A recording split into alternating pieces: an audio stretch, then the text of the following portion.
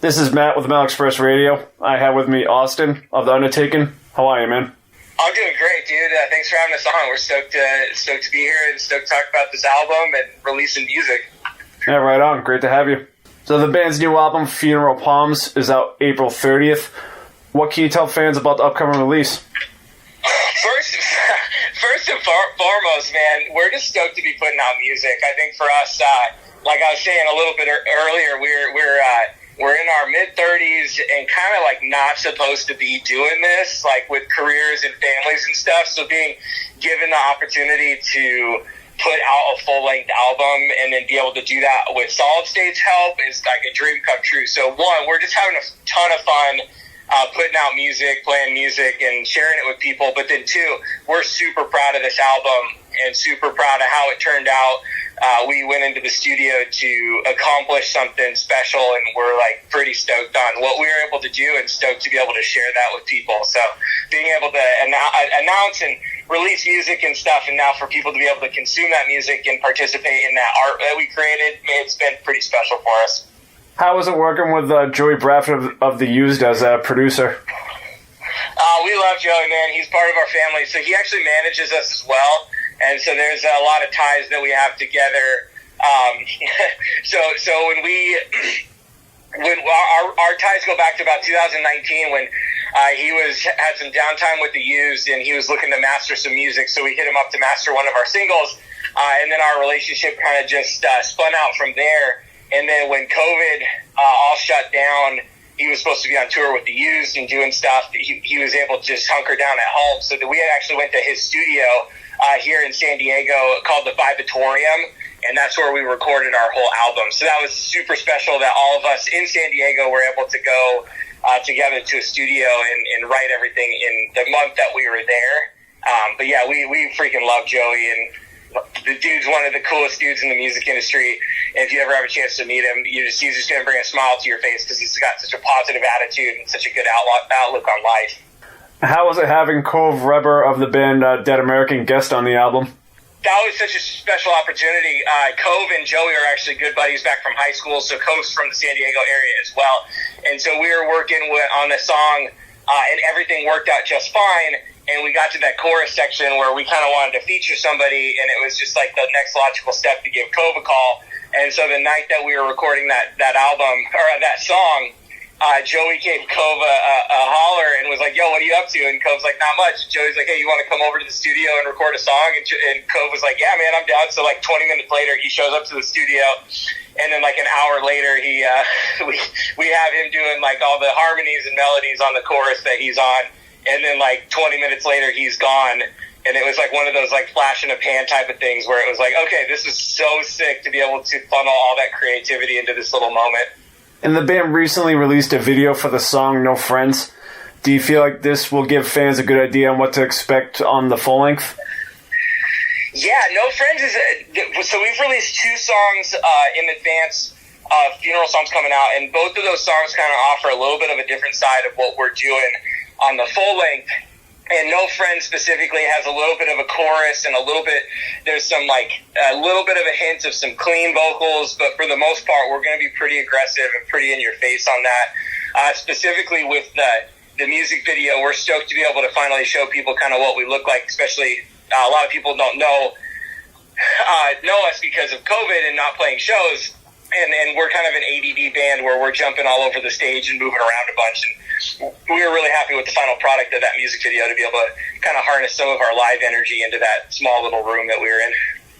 And how have you and the band been able to stay in touch and keep busy during the pandemic? Yeah, all of us are located up here in San Diego, or down here. We're on the other side of the country than you. Down here in San Diego, and we all live within kind of 10 minutes of each other. So throughout the pandemic, we ended up kind of just agreeing that we were going to be in each other's bubbles. So we hunker down every Monday night. We hang out and get together, either play video games or we'll practice. And now that the music industry is starting to wake up a little bit, we've been working on our set just so we have something prepared if shows pop up. But yeah, throughout the pandemic, we were able to stay in connection because we all live within like 10, 15 minutes of each other, and we stayed we stayed connected through that. And then, man, staying busy, we no shows, so we turned to recording and writing music, and then that turns into releasing an album on Solid State. So we were pretty stinking busy during the pandemic. And what are your hopes when it's safe enough to tour? Well, we're just talking about what our plans are for that, and hopefully we'll hit a couple local shows when stuff comes back, so we can kind of dust off the guitars and make sure we can do a live show. But then once the industry is fully back up and going, we would absolutely love to hit the road. We have careers and all of us have jobs and stuff, so we'll probably won't be able to hit the road for a long time. But we'll be able to go on a couple weekend runs and do the best we can. So yeah, on that note, man, we're stoked to hit the road and really excited to get our live show out there and show people what we're able to do. Having such a unique sound, and it sounds like your influences are kind of all over the place, who would you see the band really going on tour with? Oh, man, that's such a good question. The easy answer for us is Joey manages us, Dead American, then Dragged Under in another band called Royal Tusk. And so an easy answer, we would love to go on tour with Dead American and Dragged Under. It'd be like a little Joey Bradford management tour. But on a bigger scale, I mean, Under Oath, Norma Jean, any bands like that, Devil Wears Prada. I think we have a couple different sets that we're actually working on that can either be more chaotic or more melodic, depending on who we end up getting paired with. So that's actually something pretty exciting that we're able to kind of work on, too. So right now, if there's nothing that we've gone over that you like to throw in, go right ahead.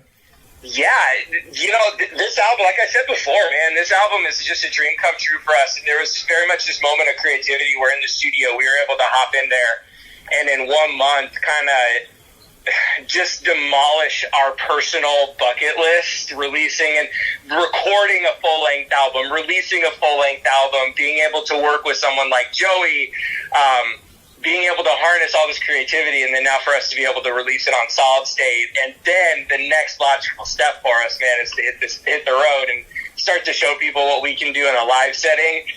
We're pumped. It's like a good time to be alive, especially with the music industry. I hope after the pandemic, people, take it seriously. We can get this thing taken care of, especially with numbers decreasing every single day. And then for us to be able to hit the ground running as the music industry starts to wake up again, it's just, it's a really cool thing that we're able to do at the moment. So my last question now is, being fairly new, what are your hopes for the band's future? Our hopes for the future is the fact that I'll say it this way. We didn't expect to be here. And so everything that we're doing is a huge accomplishment for us in the band. And so for us, we're taking everything in stride. And truth be told, with families, with kids, with jobs and stuff, the fact that we're doing this is such a cool opportunity. We're really trying to focus on every accomplishment, and everything that we're doing up to this point is a dream come true. With that said, our eyes are constantly on making this better and being more efficient, treating this band like a business. And so for us, the next step obviously is going to be to release the album and to have people listen to it and enjoy it and kind of have that visceral, emotional experience listening to the music. And then, man, the dreams for this is just like we were talking about, put it on the road, play some shows out of town, release another album, and just kind of take each step in stride and do the best we can, because you never know. Like, this might be the only album we ever release, and if that's the case, we want to do everything we can to make this moment very special for us. And that's all the questions I got for you. It was great talking to you, and I really hope that when things get back to normal, you guys can come to the East Coast. I would love to check you guys out, and obviously best wishes to you, your family, the Undertaking camp, and everyone, when COVID is said and done.